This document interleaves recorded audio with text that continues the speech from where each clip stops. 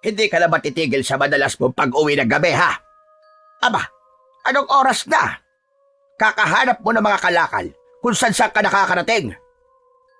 Pasensya na po, Tay. Nalibang po kasi ako eh. Hindi ko na po namalayan ng oras. Palagi mo nalang yung katwiran. Alam naman po ninyo na ito lang po talaga ang napili kong hanap buhay. Magmula po nang tumambak ang mga basura sa lugar natin. Ako lang po ang may malasakit sa kagubatan. Kaya talagang kung saan po may basura nandun po ako. Lalo pa po ang titigas na po ng mga ulo ng tao dito. Imbis po gumawa ng mga balon para pagtapunan ng basura, sa mismong gubat po sila nagtatambak ng mga dumi nila. Wala akong pakialam kung saan sila magtapon ng basura. Ang iniisip ko ikaw, dahil palagi kang gumagala hanggang gabi. Hindi ka ba natatakot na marami nang napapabalitang namamatay sa gubat? Natatagpo ang wakwak ang tiyan at wala nang lamang loob. Tay, pinatay lang po sila ng mga nakakaalitan nila at wala po akong ginagawang masama sa ibang tao. Marangal po ang aking hanap buhay. Aba, ewan ko sa'yo. Wala ka na talagang pinakikinggan. Ang gusto mo pa rin ang nasusunod. Anak, nag-aalala lang ako sa'yo. Ipagpapalit mo ba ang buhay mo para lang sa pesteng hanap buhay na sinasabi mo? Ano kaya kung tumulong ka na lang sa akin sa bukid? Hindi ka ba nahihiyang kabinata mong tao pagpupulot ng basura ang inaatupag mo? Ano naman po masama sa pagpupulot ko ng basura, Tay? Marangal naman po ginagawa ko at nakakatulong pa po ako sa kalikasan. Saka, ayoko po talaga ng trabaho sa bukid. Hindi ko po kaya maghapong magbilad ng katawan sa init ng araw. Ay dako, basta, itigil mo na ang ginagawa mo. Mabuti sana kung sa araw mo lang ginagawa ang pamumulot ng mga kalakal. Abe, hanggang sa gabi naghahanap ka ng basura. Paano kung bigla ka nalang masumpungan ng mga mababangis na hayop sa gubat? Baka magising ako isang araw, ikaw nang nakahiga sa basurahan. Paano naman po tayo hindi ako sa gabi maghahanap ng kalakal? Sa gabi rin po pumupuslit ang mga walang hiyang tao na yun sa pagtatapon ng basura sa kagubatan. Saka, nag-iingat naman po ako Kaya wag po kayo mag-alala, Tay. Ay nako, ewan ko talaga sa'yo, anak. Ang dami mo katwiran, ang dami mo sinasabi. Hindi ka marunong makinig talaga. Matanda ka na. Hindi ka na dapat pinagsasabihan. Ay nako, bahala ka na ka sa buhay mo. Balang araw, kapag napahama ka sa ginagawa mo, hindi ka ba ililigtas ng kalikasang pinagmamalasakitan mo? Tay, patutunayan ko pong may silbi ang pamumulot ko ng basura. Pati na po ang pangangalaga sa kagubatan na patuloy sinisira ng mga tao dahil sa walang habas nilang pagtatapon ng basura. Ang 19 na taong gulang na binatang si Lupin ay nakatira sa isang liblib na baryo ng San Ildefonso. Malayo sa bayan at hindi abot ng elektrisidad ang lugar. Tanging ang mga lumang gasera na gawa sa lata ang nagsisilbi nilang tanglaw sa madilim na gabi. Ang tahimik na baryo ay may kapintasan, sagana sa basura at walang pakundangan ang mga tao sa pagsira sa kalikasan. Pati na ang pagpuputol ng mga punong kahoy na magsisilbisa ng tirahan ng mga ibon, magbibigay ng lilim sa mainit na panahon at para pigilan ang madalas na pagbaha ay ginagawa nila. Kung minsan, dahil sa tambak na basura, ginagawa na rin itong tapunan ng mga karatig baryo. Isang malaking kalapastanganan na patuloy na binabaliwala ng mga tao. Bilang isang mangangalakal, masakit sa mata ang makitang parang walang pakialam ang mga tao sa mas dumudumi nilang kapaligiran. Kaya naman si Lupin, imbis sa bukid magtrabaho, ay pangunguha na lang ng bote, plastik at mga bakal ang kanyang inaatupag sa araw hanggang gabi, na dinadala naman niya sa bayan para ibenta at ituring na niyang hanap buhay. Samantalang ang mga hindi na pwedeng pakinabangan ay ibinabaon niya sa lupa maliban sa mga plastik. Iniipon niya yon para hugasan at gawing unan na ibinibenta niya rin sa maliit na halaga. Kinabukasan, pagkatapos ng sagutan ni Lupin at Mang Densyo, narinig niya ang malakas na boses ng kanyang tiyo Leo, kapatid ng kanyang ama, Si Mang Densyo, 55 taong gulang, ay may pagkakautang kay Mang Leo. Hindi ba't sinabi ko sa'yo, Densyo? Lumayas na kayo ng anak mo sa bahay ng mga magulang natin. Bakit hanggang ngayon, hindi pa rin kayo umaalis? Saan naman kami lilipat, kuya? Aba, alam mo naman na wala akong ibang mapupuntahan. Abay, problema mo na yun. Sinabi ko naman sa'yo matagal na kailangan kong lupa at bahay na ito. Hindi ko naman kasalanan nang mamatay ang asawa mo ay isinangla mong lupang ito sa akin. Aba, hindi mo na natubos. Natural. Kukunin ko sa'yo. Baka naman, Kuya Leo, pwede bigyan mo pa ako ng ilang araw na palugit. Hahanap lang kami ng malilipatan ng anak ko. Saka, bakit ba gustong-gusto mo na makuha ang bahay ng mga magulang natin? Wala ka namang asawa, mga anak na nakatira dito. May bahay ka rin namang sarili. Wala rin namang makikinabang sa bahay na ito. Hindi ba pwedeng kahit konting panahon pa pagbigyan mo na ako? Sus, ayan ka na naman sa palugit-palugit na yan eh. Sawang-sawa na ako sa mga pakiusap mo. Aba, napunta na nga sa iyo ang bahay na ito nang walang kahirap-hirap. Pati ba naman, pabor, hihingin mo pa rin? Saka, wala ka ng pakialam kung may pakinabang o wala ang bahay na ito. Ang usapan ay usapan. Kahit kapatid pa kita, kailangan mong sumunod sa kasunduan. Kahit mga ilang araw lang sana, Kuya Leo. Wala talaga akong matinong trabaho. Tuwing 3 buwan lang ako nagkakapera dahil sa mga talim kong palay. Abay, problema mo na yun. Matagal na ako naghihintay. Sapat na mga palugit ko sa'yo. Pagdating sa pera o lupa, walang kapakapatid. Lahat dinadaan sa matinong usapan.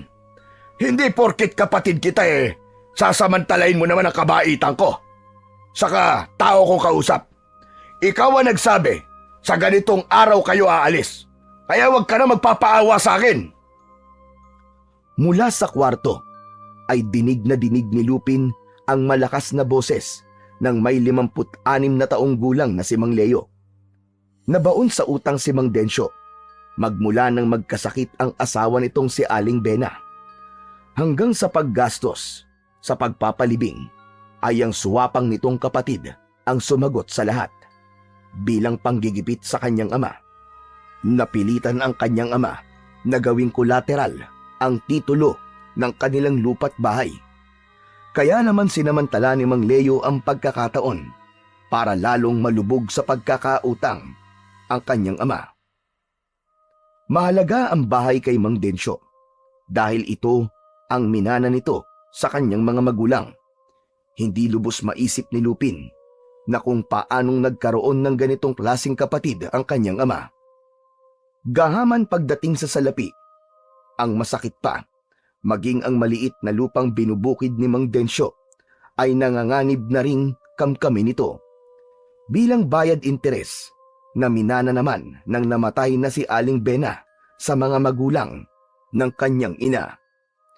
Nagsimula lang ang pagiging malupit ni Mang Leo nang mamatay ang mga magulang nila at walang natanggap na kahit na isang kusing sa mga ito. Kaya siguro hindi nito matanggap na ipinamana ng mga magulang ang lahat ng ari-arian sa kapatid na si Mang Densyo. Aba, kuya naman, nakikiusap naman ako sa'yo. Paano na kami? Wala akong hawak na pera, ni singkunduling. Wala akong naitatabi. Bigyan mo pa ako ng kahit 2 araw lang para naman makapaghanap muna ako ng malilipatan namin ni Lupin. Ngayon ang gusto ko. Bakit ba ang tigas ang ulo mo? Gusto mo ba yata magsama pa ako ng mga tanod para ipakaladkad ka palabas ng bahay na yan Sapat na ang palugit na ibinigay ko sa inyo. Kaya lumayas na kayo dyan! Hindi naman na kailangan umabot pa sa ganon, kuya. Ang akin lang naman ay isang pakiusap. Kaya hindi mo na kailangan pang ipagtabuyan kami sa tulong ng mga tanod. Para namang hindi kita kapatid yan Isipin mo man lang sana ang naging kabutihan ni nanay at tatay sa'yo. Abat, sinusumbatan mo ba ako? Magmula na mamatay si nanay at tatay, tapos na rin ang pagiging magkapatid natin. Saka wala akong utang na loob sa'yo. Sila ang nagpalaki sa akin, hindi ikaw. Kahit kailan, hindi nila ako tinuring na anak dahil sa'yo pa rin nila ipinamana ang lahat ng kanilang mga ari-arian. Kaya kahit ampun lang ako, ay may karapatan din ako sa lupa. Magpasalamat ka at binayaran pa kita. Nanlaki ang mga mata ni Lupin mula sa pagkakasilip niya sa bintana pagkatapos marinig ang mga sinabi ni Mang Leo. Nakita niya rin ang malungkot na pagyuko ng ulo ng kanyang ama dahil sa mga sinabi ng kapatid nito. Awa ang naramdaman niya para kay Mang Densyo na kahit minsan ay hindi niya narinig na lumaban ito sa kapatid. Sa halip, nanatili itong kalmado at may magalang pa ring pananalita. Bagay na kabaligtaran naman ni Lupin dahil sa mga oras na yon ay gusto na niyang sugurin ang tiyuhin para basagin ang pagmumuka nito. Kaya madalas siyang nadadala sa barangay sa kasong pananakit. Dahil mas mabilis uminit ang kanyang ulo kapag nakakarinig ng hindi magagandang salita. Nagiging padalos-dalos siya ng desisyon, lalo pa kung tungkol sa kanyang ama. Kahit wala pang balak umalis ng kwarto, ay lumabas si Lupin sa kanyang silid para harapin si Mang Leo na nakatayo sa labas ng balkonahe. Teka! Sumusobra naman na po yata kayo, Chong. Masyado na po kayo masakit magsalita. Konting hinay lang po sa pagbibitaw ng salita. Hindi po manhid ang ama ko. Saka wag po kayo magmalaki. Ampun lang naman po kayo eh. Nasa naman po ang hiya nyo at hindi kayo marunong mapakiusapan. Para kayong walang utang na loob sa taong nagpalaki sa inyo. Abat, sino ka naman para makialam sa pag-uusap namin ng kapatid ko, ha? Pamangkin lang kita at hilaw pa. Usapang matanda to at hindi ka dapat nakikisali. Pero ama ko po ang pinagsasalitaan nyo ng ganyan, Chong. Anak siya ng mga taong nagpalaki sa inyo. Doon man lang magpakita man lang kayo ng utang na loob sa mga magulang ng aking ama. Konting palugit lang po ang hinihingi niya. Samantalang kayo taong kayong inalagaan ni na lolo at lola. Bakit ba ang tigas ng loob nyo? Tandaan nyo, Chong, ang mga material na bagay, hindi nyo yung madadala sa libingan nyo. Dahil sa mga sinabi ni Lupin, ay napasugod si Mang Leo sa kinatatayuan ng binata. Pero humarang si Mang Densyo at hinarap ang kapatid. Wag na wag mong masasaktan ang anak ko. Dahil baka makalimutan kong kuya kita. Aalis kami bukas ng umaga. Kaya maghintay ka para mailigpit ko ang mga gamit ko. Huwag ka lang mag-e-eskandalo rito na parang babae. Kung ganun, sige. Aasahan ko yan. Huwag kayong magtitira kahit nakatiting na mga gamit. Dahil ipinapangako ko, susunugin ko yan. At ikaw naman, Lupin, may araw ka rin bastos ka. Magsama kayo ng tatay mo. Bastos din po kayo, Chong. Matanda na kayo pero wala kayong pinagkatandaan. Usmak pa rin ang ugali nyo at wala kayong kwentang tao. Lupin, ano ba? Tama na. Tigilan mo na. Huwag ka na makialam. Tiyuhin mo pa rin siya. Kaya dapat ay irespeto mo siya. Huwag mong tutularan ang ugali niya dahil hindi natin siya katulad. Mag-ama nga kayo. Pagsabihan mo yung anak mo, Densyo. Dahil kahit anak mo pa siya, hindi ako magdadalawang isip na basagin ang pagmumukha niya sa suntok ko. Anak ng putya, nasira ang araw ko dahil sa mga pesteng katulad nyo. Pwede ba, kuya? Umalis ka na. Tama na. Nakuha mo na ang gusto mo. Ano pang ikinagagalit mo? Natigilan si Mang Leo sa biglang pagsigaw ni Mang Densyo. Bakas sa mukha nito ang gulat, kaya naman tahimik itong tumalikod para umalis. Sa kauna-unahang pagkakataon ay narinig ni Lupin ang malakas na boses ni Mang Densyo laban sa kapatid nito. Parang masaya pa ang kanyang naramdaman dahil sa wakas, lumaban na rin ang kanyang ama. Habang tinatanaw nila ang papalayong si Mang Leo, ay nauna namang pumasok si Mang Densyo sa kwarto nito. Walang imik na isinara ang pinto ng silid na gawa sa kawayang sawali. Humakbang siyang pasunod sa ama para sana ay kausapin. Kaya lang, kalahating dipa ang layo sa pinto ay narinig na niya ang mahihinang paghikbi ng kanyang ama. Parang dinudurog ang puso sa naririnig na boses nito. Yun lang din ang unang beses na narinig niyang umiyak si Mang Densyo. Ramdam na ramdam niya ang sakit at paghihirap ng kalooban nito.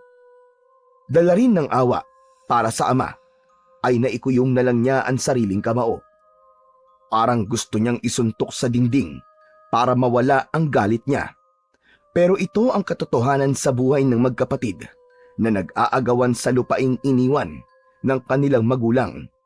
Iniisip niya na sana ay malampasan nila ang pagsubok ng kanilang buhay dahil malapit na rin siyang bumigay. Pagkatapos ng mga nangyari, ay hindi niya na inistorbo si Mang Densyo. Sa halip ay ipinagluto na lang niya ito ng paboritong ulam na adobong sitaw bago siya umalis para magtrabaho. Habang naglalakad ay walang tigil ang pagpatak ng luha sa kanyang mga mata. Iniisip niya ang masakit na pinagdadaanan ng ama. Lalo pa at parang nakikinita niya na pigil ang boses ng ama sa pag-iyak para lang itago sa kanya.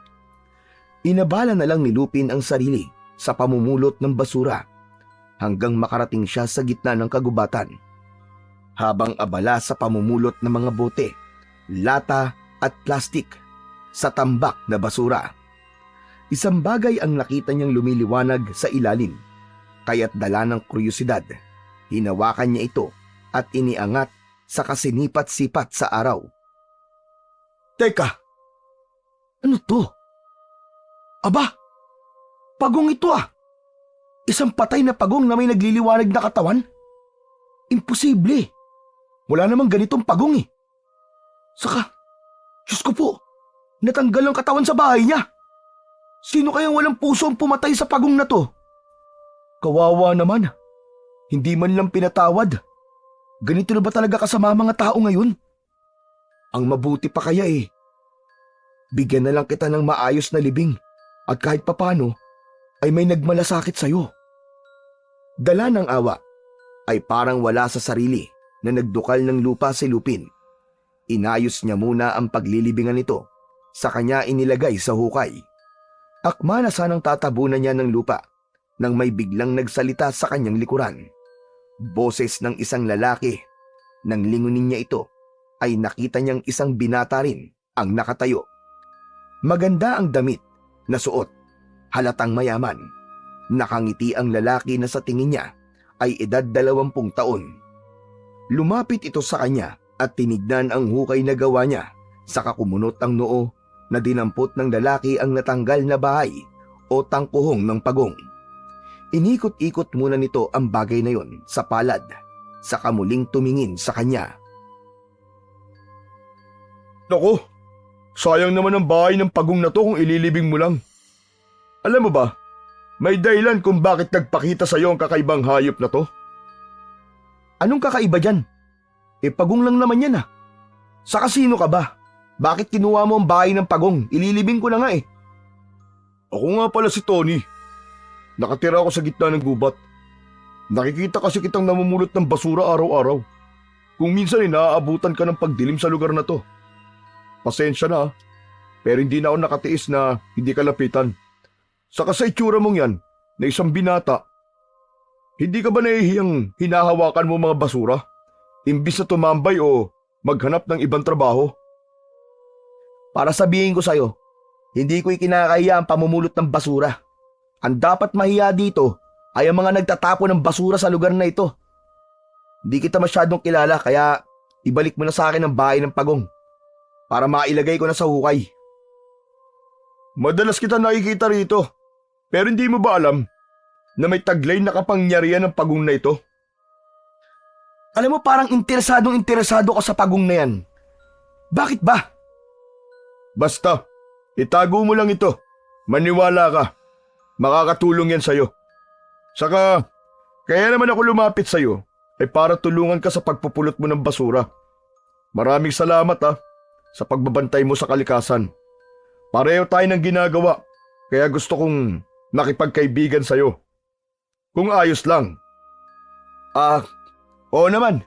Kung magkakaisa tayo ng gusto bakit hindi? Itabi muna natin ito. Magtiwala ka sa akin. Ingatan mo ang bagay na yan bilang tanda ng pagsisimula ng ating pagiging magkaibigan.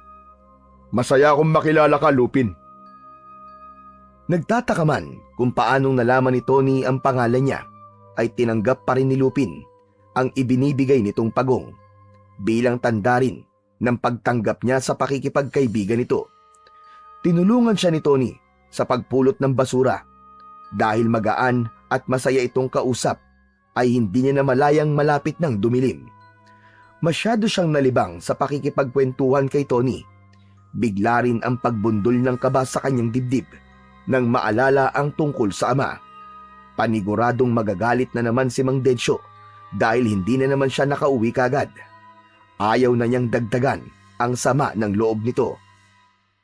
Nako Tony, pasensya ka na. Kailangan ko na palang umuwi. Maraming salamat sa tulong mo. Gusto mo bang samahan kita pa uwi? Naku, wag na. At baka madamay ka lang sa galit ng tatay ko.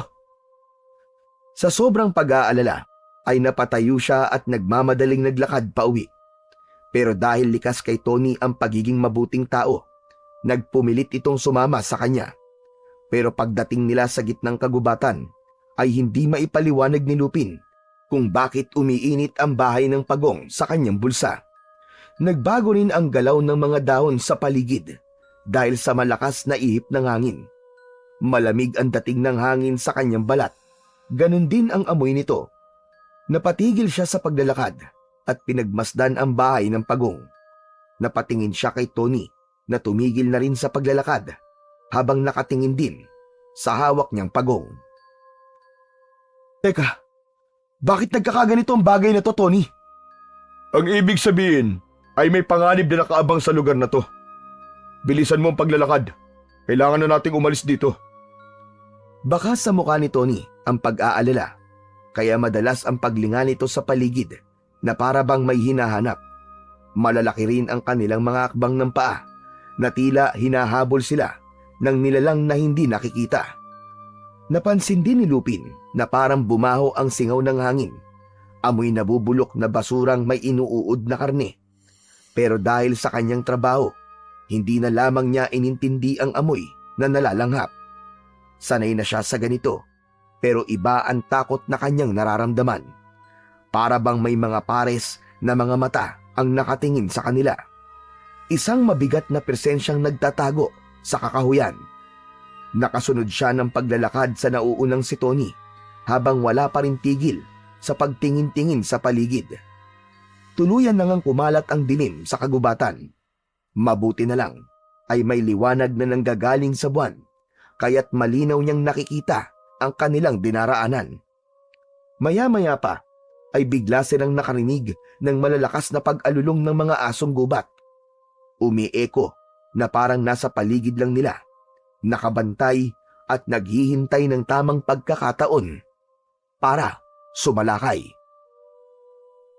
Anong tunog yun? Matagal na akong gumagala sa lugar na ito pero ngayon lang ako nakarinig ng ganyang klaseng tunog. Sa palagay ko, nanggagaling na rin sa mababangis na hayop sa gubat dahil sa mga taong walang tigil na katatapon ng mga basura dito. Lupin, hindi lang sila basta mga hayop sa gubat, kundi isang nilalang na nagtatago sa dilim. Lupin, tatanungin kita, naniniwala ka ba sa mga aswang? Aswang? Nako hindi pare, imposibleng may aswang sa lugar na to, no? Sa radyo ko lang naririnig ang tungkol sa kanila. Mga katang-isip lang yun. Pero sa tingin ko pare, maniniwala ka na ngayon dahil nasa likod mo na siya. Pinagmasdang mabuti ni Lupin ang mukha ni Tony at pilit na inaaninaw ang mga mata nito dahil naniniwala siyang nagloloko lang ang bagong kaibigan. Malay ba niyang bahagi lang ito ng pagbibiro nito? Wala naman sa itsura ng lalaki na natatakot ito kung meron mang nilalang na nasa likod niya. Pero hindi ito kumukurap habang nakatingin sa likuran niya. Kaya naman, napalingon na rin siya at sinundan ang tinitignan ni Tony. Ganun na lamang ang panlalaki ng kanyang mga mata. Nang mula sa kanyang kinatatayuan, ay nakita niya ang isang nilalang na nakatayong nakangisi. Habang ang katawan ay balot ng mga basura na may nagkakagulong mga langaw. Maging ang malapot na kulay berdeng likido ay tumutulo mula sa bibig hanggang sa dibdib. Napalunok ng laway si Lupin na hindi inaalis ang paningin sa nakatayong nilalang. Pati ang halimaw ay patuloy ding nakikiramdam sa mga galaw ni Lupin. Samantalang ang bahay naman ng Pagong ay mas tumindi ang init na para siyang mapapaso. Napaatras sa pagakbang si Lupin, palapit kay Tony. Anak ng putya, tol! Anong klaseng nilalang yan? Parang hayop na may matutuloy sa tenga. Mahahaba ang mga kuko na may malasang ang dila. Saka Diyos ko po, ang kanyang mga mata parang nagbabagang apoy sa sobrang pula. Tony, ano ka ba? Magsalita ka, bakit hindi mo sinasagot ang tanong ko? Kailangan mong hinaan ang boses mo dahil hindi sila nakakakita. Sinusundan lang nila ang amoy at galaw mo. Kung mapapansin mo, malaki ang butas ng kanilang ilong. At ginagamit din niya ang dila sa pagtikim naman sa hangin para lasapin ang amoy na nanggagaling sa katawan ng tao. Pambihirang, hindi ko alam na may ganyang nilalang sa gubat na to. Ano nang gagawin natin? Konting galaw lang, malalaman niyang nandito pa rin tayo. Kaya wag ka munang gagalaw. Wag ka rin munang magsasalita. Halos mabingi si Lupin sa sariling lakas ng kabog ng kanyang dibdib. Ang kanyang mga mata ay naluluwang nakatitig sa galaw ng nilalang na nagsisimulang humakbang papalapit sa kanilang kinaroroonan. Nakabaluktot ito na parang asong siging singhot sa hangin na sinusundan ang kanilang amoy. Pati paglunok sa laway ay hindi magawa ni Lupin habang naninigas ang kanyang tuhod. Napigil ang kanyang paghinga. Sa isip niya ay para siyang nakaharap sa isang nilalang na may nakakasukang itsura. Saktong may kumaluskos sa kanilang tabi. Isang baboy ramo na panay ang likha ng tunog habang walang tigil sa pagdukal sa lupa na malapit pa naman din sa isang tambak na basura. Lalong nanlaki ang mga mata ni Lupin nang mula sa gitna ng mga basura ay lumitaw ang isa pang nilalang na kapareho ng nakatayo sa kanilang harapan. Dala ng matinding takot ay hindi na natagalan pa ni Lupin ang hindi mapasigaw at napatakbo papalayo sa mga halimaw. Para siyang karag na turumpo kung saan-saan bumabangga at nadadapa. Para sa kanya, isa yung malaking kahihiyan na hindi dapat makita ng mga tao. Pero iba ito. Iba kapag aswang na ang kaharap niya. Aswang! Aswang! Tulong! Tulungan niyo ako! Sandali, Lupin! Hintayin mo ako! Bakit ka ba sumisigaw? Hindi naman nila tayo mapapansin kung hindi ka magsasalita o lilikha ng ingay! Sa gitna ng pagtakbo ay gusto sanang batukan ni Lupin si Tony. Paano itong nagiging kalmado sa kabila ng katotohanan nang halos isang dangkal na lang ang lapit ng mga halimaw sa kanilang tabi. Lalo pa at may bagong litaw na isa na namang nilalang na lumabas sa basurahan. Ipinagpatuloy ni Lupin ang mabilis na pagtakbo na kahit hindi na sigurado sa direksyong tinatahak ay nagpatuloy pa rin siya sa pagakbang kasama si Tony. Paglingon niya sa likuran ay muli siyang napasigaw nang makitang mabilis din silang hinahabol ng mga nilalang. Parang nakakakita ito na kahit saan sila magpunta ay nakakasunod ito. Diyos ko po! Hindi sila tumitigil! Hinahabol pa rin nila tayo, Tony! Lintik na kamalasa naman to! Bakit ba kailangan mangyari sa akin to? Sabi ko sa iyo huwag kang lumikha ng ingay. Hindi talaga nila tayo tatantanan at lahat ng mga kauri nila kapag nabulabog natin dahil sa ingay ng boses mo. Hindi ka kasi naniniwala. Kaya ito, nalalagay tayo ngayon sa panganib. Ewan, ikaw yata nagdala ng kamalasan sa akin eh. Wala naman to dati dito ah. Hindi maiwasan ni Lupin na hindi ibaling kay Tony ang galit dahil sa isang iglap ay nangyari ang paghabol sa kanila ng mga nilalang na ngayon lang niya nakita. Pati ang baboy ramo ay nakikipag-unahan din sa kanila ng pagtakbo. Pero napatigil sila sa paghakbang nang may lumundag na nilalang sa unahan ng kanilang dinadaanan. Pasadsad ang paa na humarang ang halimaw sa kanilang harapan. Nagsipagbagsakan pa sa lupa ang mga uod na nanggagaling sa katawan ng halimaw. Idagdag pa ang nakasunod na mga langaw sa nilalang na lalong nagpatindi sa mabaho nitong amoy. Saktong sa pagdakot nito sa katawan ng baboy ramo gamit ang kamay, Bigla rin itong kinagat ang leeg ng hayop. Nagpupumiglas ang baboy ramo ng malakas. Napatayo ng tuwid sina Lupin at Tony habang pinapanood ang ginagawa ng halimaw. Walang awa nitong ibinaon ang mahahabang kuko sa katawan ng hayop. Nanlalamig ang katawan ni Lupin nang mula sa kanilang kinatatayuan ay biglang dumating ang isa pang nilalang na humahabol sa kanila. Nakipag-agawan ito sa karne ng baboy ramo. Kitang-kita nila Tony ang paglitaw ng mahahaba nitong mga pangil mula sa malaki nitong bibig na halos tumaklob sa buong muka nito. Habang kumakain ay lumilikha ng ingay na katulad sa umaangil na aso. Sarap na sarap ang mga ito sa paglapa ng lamang loob ng baboy dahil parang umaawit pa na nilalantakan ang karni ng hayop. Sa kamalasan naman at sa hindi inaasahang pangyayari, ginapangan bigla ng pulang langgam si Lupin at dahil sa pinagtutulungan na siyang kagatin ng mga langgam, muli siyang napasigaw pero huli na para makaalis sa kinatatayuan. Dahil kanina pa palang may nakatayong aswang sa kanilang likuran, mabilis ang naging pagkagat ng halimaw sa balikat ni Lupin. Aray ko! Tony! Tulungan mo ako! Lupin! Hawakan mo ang bahay ng pagong! Iampas mo sa mukha niya! Sige na! Bilisan mo! Nakita ni Lupin na parang naghahanap ng kahoy sa lupa si Tony na maihahampas sa nilalang na nakakagat sa kanya.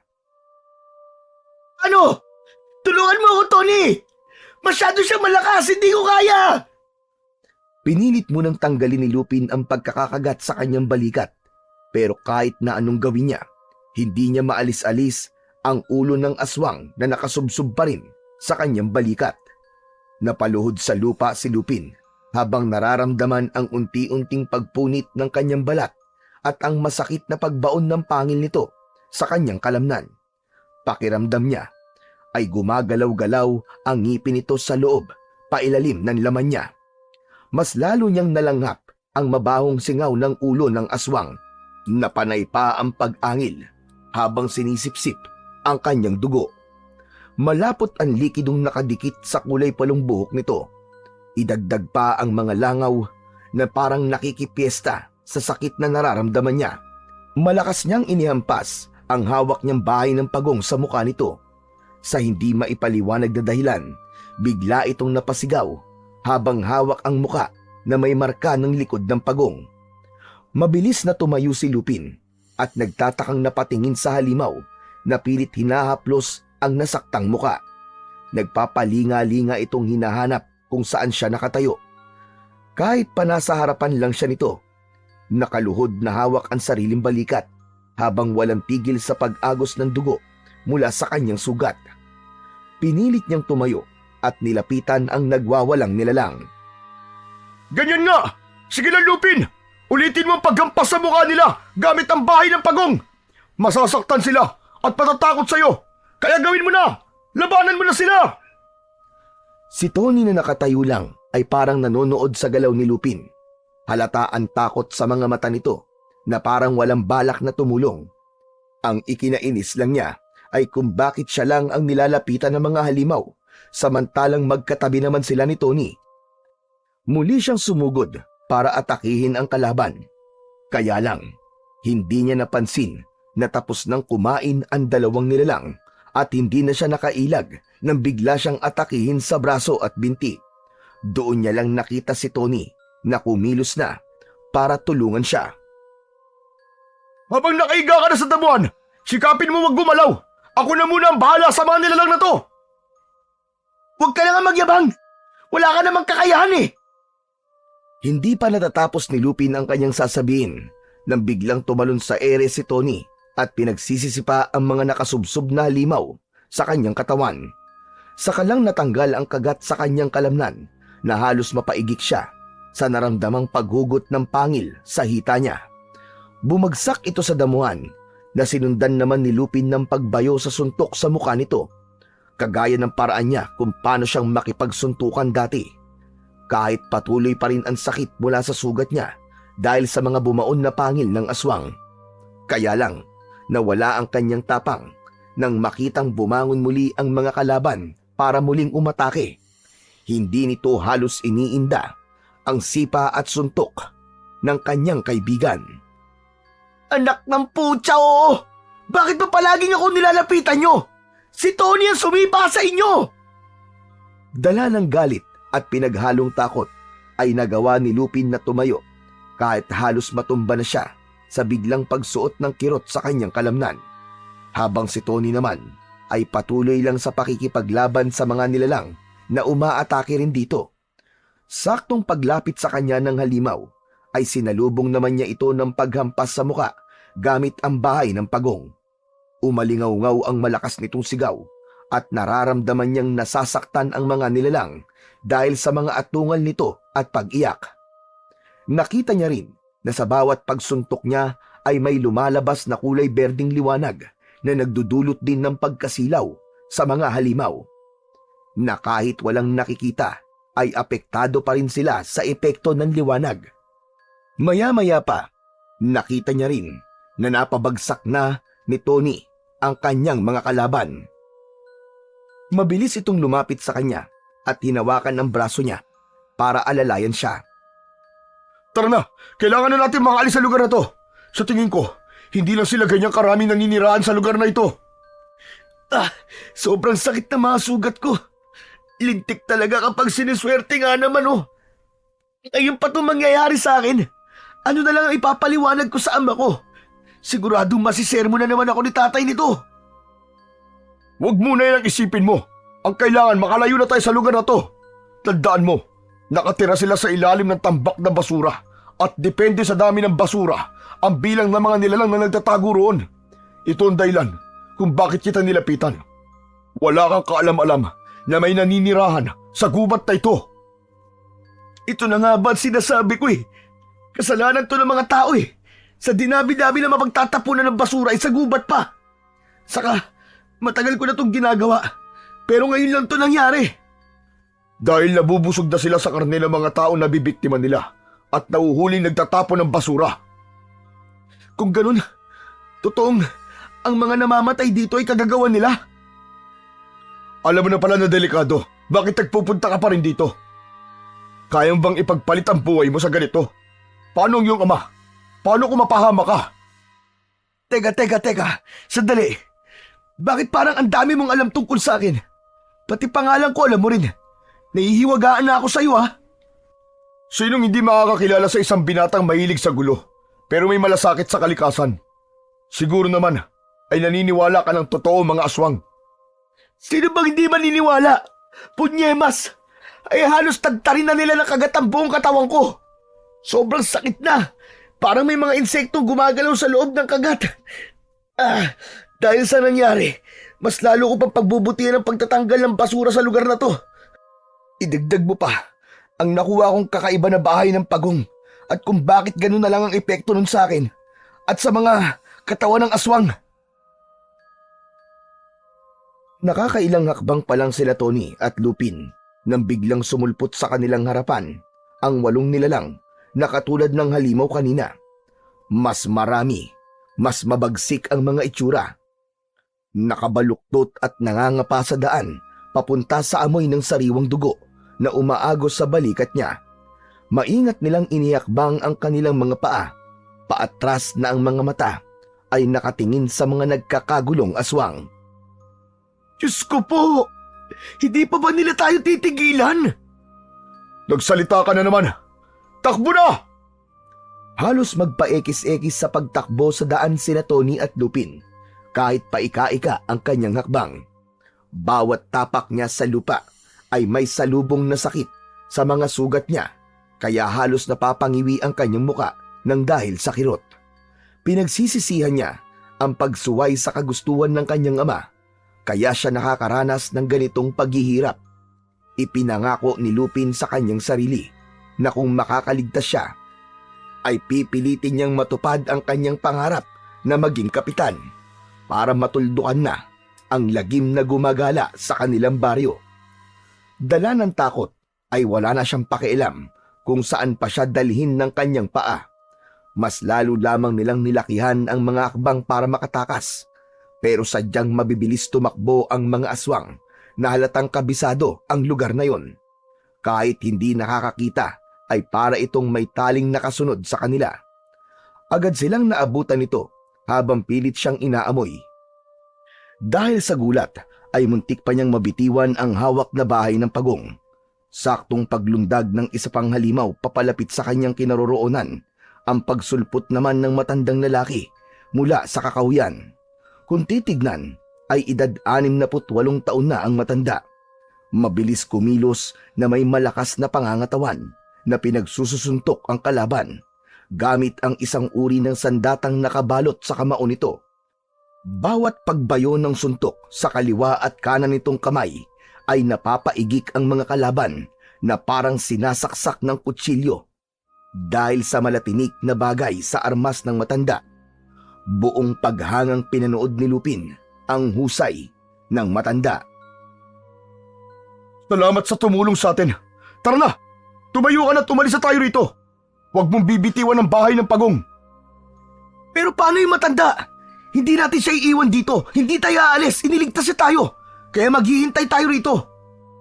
Pero baka matalo siya at balingan ka ng mga nilalang. Kilala ko matandang yan. Isa siyang albularyong manunugis. Kaya-kaya niya ang mga yan. Magsasalita pa sana si Lupin. Pero nakita niya ang pagbagsak ng matanda pasadsad sa lupa. Diretso sa kanilang paanan.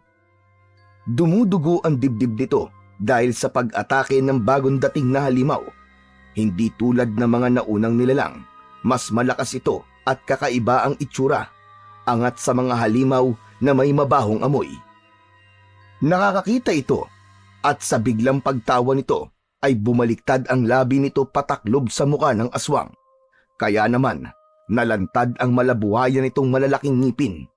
Saglit lang ang pagtaklob ng labi sa muka nito at naglalaway na nagsalita.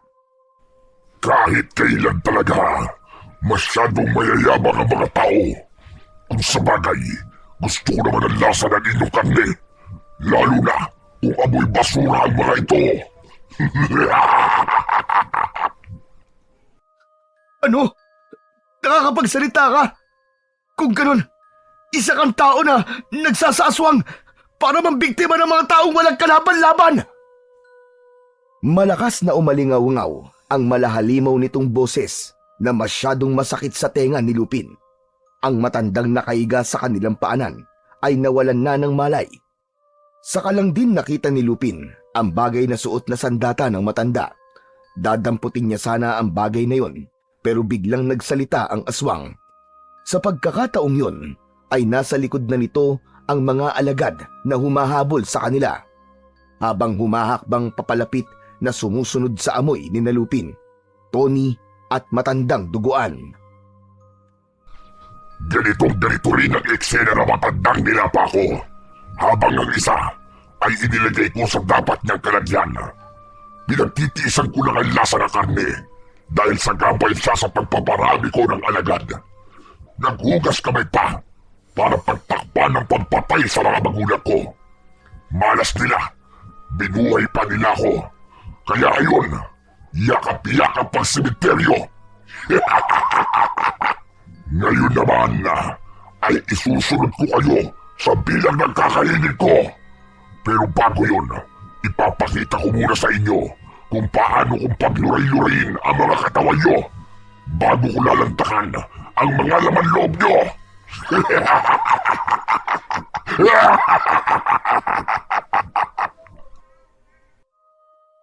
Hindi inaasahan ni Lupin na biglang susuntokin nito sa tiyan ang katabing alagad. Ito ang aswang na lumapa sa katawan ng baboy ramo kanina. Saka inihiga sa damuhan na parang papel. Biglang bumuka ang bibig nito na ang labi ay muling tumaklob sa mukha nito. Nanlalaki ang kanyang mga mata habang nakatingin sa matalas nitong mga ngipin na mabilis na ikinagat sa leeg ng aswang. Nagkikikisay ang katawan na nagpupumiglas, pero para lang kobra ang pagkakadikit ng bibig nito sa balat ng kanyang kampon. Pasubsob na sinipsip nito ang dugo ng aswang. Umatras ang mga kampon ng halimaw dahil nabigla rin sa ginawa ng kanilang pinuno. Mula sa kinatatayuan ni Lupin at Tony ay ipinakita ng pinuno kung paanong winakwak nito ang tiyan ng tauhan niya. Gamit ang mahahabang mga kuko, kitang-kita nila kung paanong inilabas ang mga lamang loob na parang pansit. Iniayos pa nito ang pagkakabuhol-buhol, saka pati nga lang isinubo ang bituka. Kusang bumaliktad ang sikmura ni Lupin nang makita ang pagkain nito. Gumapang ang kilabot sa kanyang buong katawan habang hindi mawala sa kanyang isip ang tunog ng pagmuya nito.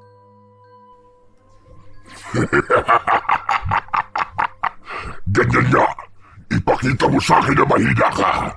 Nang sa ganun, mas masarap ang lasa ng karne mo. Huwag kayong mag-alala. Dadahan-dahanin ko lang ang paglapa sa mga lamang loob nyo. Kung sino ka man demonyo ka, hindi ka magtatagumpay. Isa ka lang halimaw na walang puwang manatili sa mundong ito. Ang dapat sa'yo ay sunugin ang buhay.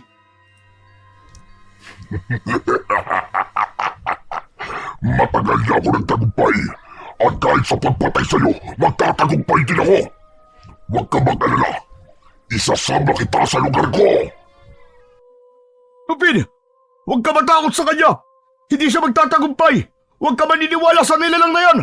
Siyang dapat na matakot sa'yo dahil bilang na mga araw nila sa taong nakatakdang pumatay sa kanila.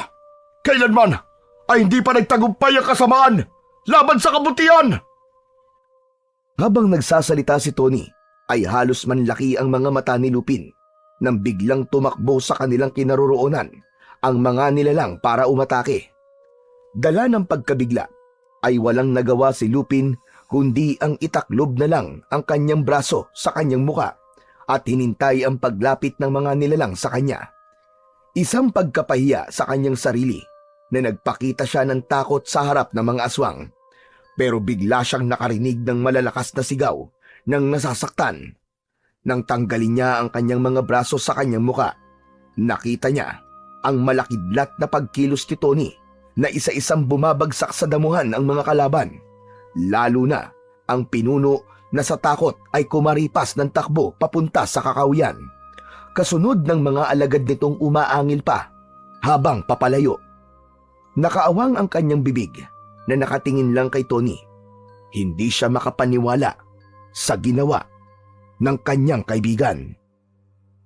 Teka, paano nangyaring natakot sila sa'yo? Sino ka bang talaga? Sa palagay ko, ay hindi na yun ang mahalaga. Kailangan niyo munang lumayo dito. Naniniwala akong babalik siya para gumanti. Ang mga aswang ay hindi marunong tumanggap ng pagkatalo. Aalalayan mo matanda kahit masakit ang mga sugat mo.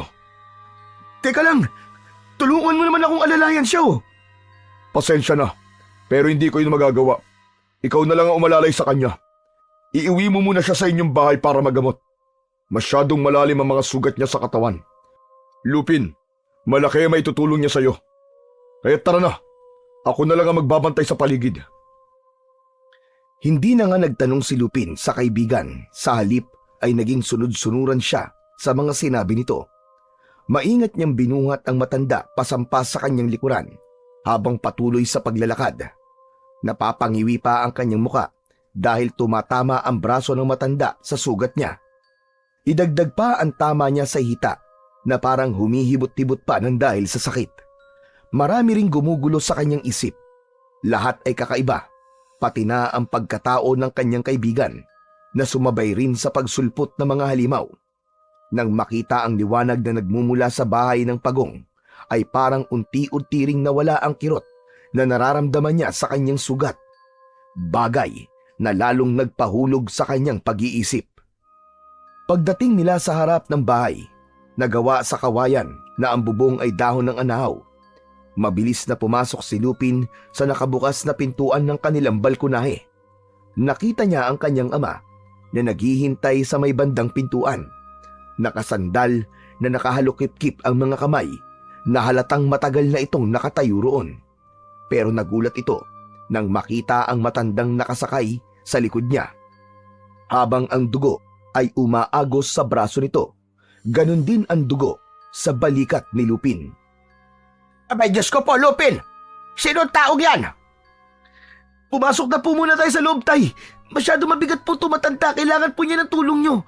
Sa ako na lang po ipapaliwanag sa inyo tungkol sa mga nangyari sa kanya. Pero sugutan siya, anak. Baka mapahamak tayo, lalo na sa punong barangay natin. Paano kung mamatay yan dito? Pambihira ka naman, anak. Tayo ang pagbibintangan pumatay sa kanya. Hindi po siya mamamatay, nawalan lang po siya ng malay. Dahil hindi niya nakayanan ng lakas ng kalaban. Nakikita naman po niyong matanda na siya. Pero anak, Hindi na pinansin ni Lupin ang sinabi ni Mandencio. Mabilis siyang pumasok sa loob ng bahay, diretso sa kanyang kwarto.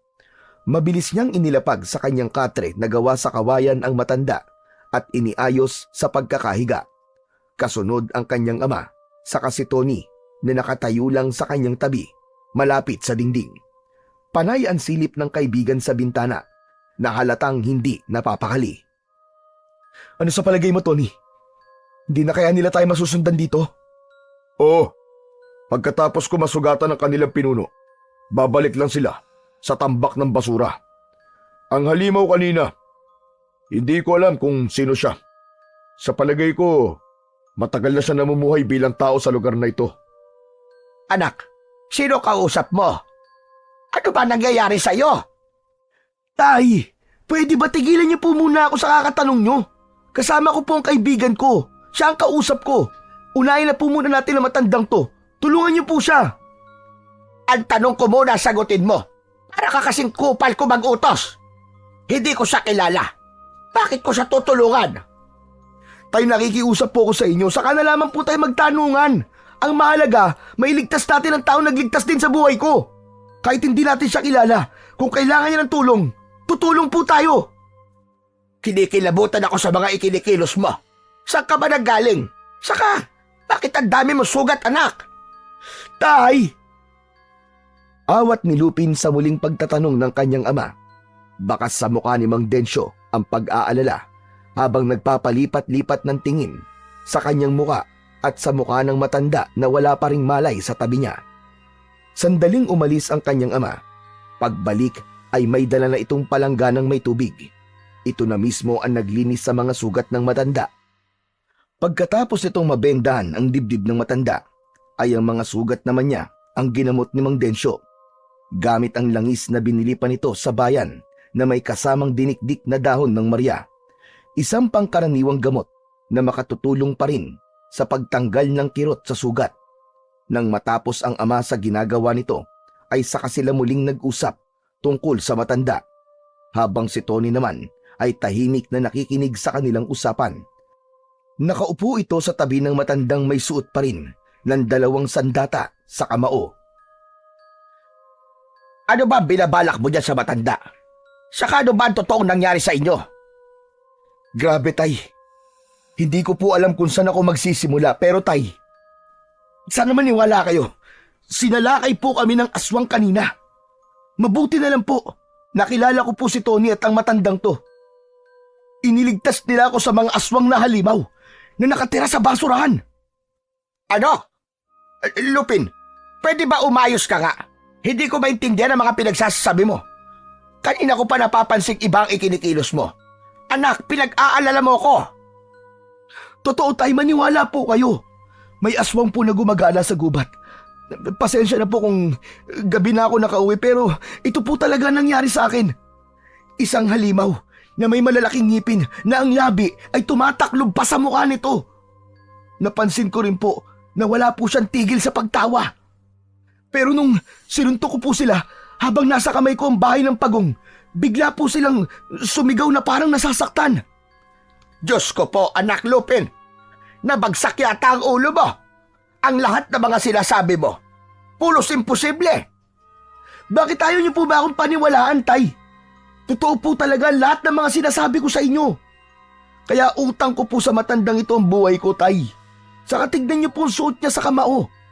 Ang sandata pong ito, ang nakita kong ginamit niya laban dun sa mga aswang na umatake sa amin kanina. Bakas sa mukha ni Mang Dencio ang pagkalito sa ikinikilos ni Lupin. Lalo na nang ituro ng anak ang sandatang nakasuot pa sa kamao ng matanda. Dala ng pagtataka ay hinawakan ito ni Mang Dencio habang nagpalipat-lipat ang tingin sa mukha ng matanda at sa kanyang anak. Isa itong sandatang gawa sa asero na kung tawagin sa Tagalog ay liabe. Karamihan ginagamit lang ito sa pakikipaglaban ng suntukan, lalo na kapag usapang maduming laro. Pero ang armas na ito ay masyadong pamilyar sa akin. Hindi ko matandaan kung saan ko ito nakita. Naniniwala na po ba kayo sa akin, Tay? Hindi pa rin. Pakiramdam ko ay nakipag-away ka na naman at nadamay lang ang matandang ito. Alam mong hindi siya pwedeng manatili rito sa bahay natin dahil bukas tayo aalis sa bahay na ito. Isasama po natin siya, Tay, kahit saan po tayo magpunta. Gusto ko siyang makilala. Saka, siya po magpapatunay ng totoo ang mga sinasabi ko. May aswang po sa baryong to, Tay. At nakausap ko po ang pinuno nila. Ang sabi, may pinatay raw po siyang matandang lalaki sa kagubatang yun. Kaya, Tay, maniwala po sana kayo sa akin. Hindi makapagsalita si Mang Densyo. Pilit nitong sinisipat ang mukha ni Lupin dahil hindi pa rin ito makapaniwala sa mga sinasabi nito. Mas lalong bumakas ang takot sa mukha ng kanyang ama nang lumapit si Lupin sa nakatayong si Tony. Tony, ikaw na nga magpaliwanag sa tatay ko. Hindi siya naniniwalang totoong aswang eh. Pero, wala nang pero-pero, Tony. Kanina pa ako nagpapaliwanag sa kanya. Hindi mo man lang ako tinutulungan, pambihira ka naman oh. Ano ka ba? Magkaibigan ba tayo? Natigil sa pagsasalita si Lupin nang bigla na lang humagulgol ng iyak ang kanyang ama. Nakasabunot ang kamay nito sa sariling buhok habang napasalampak ng upo sa upuang yari sa tabla katabi ng katring kinahihigaan naman ng matanda. Dahil sa ingay ay gumalaw ang katawan ng matanda, bagay na labis na ikinatuwa ni Lupin. Tay! Ayun na! Gising na po yung matanda! Patutunayan kung totoo mga sinasabi ko, Tay! Tony, magsalita ka naman! Tulungan mo naman ako magpaliwanag sa tatay ko, pambihira ka oh! Lupin, anak! Sino bang kausap mo? Diyos ko! Nasisiraan na yata ako ng pait, anak ko! Tay! Masyado naman po kayong makapagsalita! Eh kayo po itong parang sira dyan eh! May pahagulgul-hagulgul pa kayong nalalaman! Totoo! Wala akong nakikitang kausap mo, anak.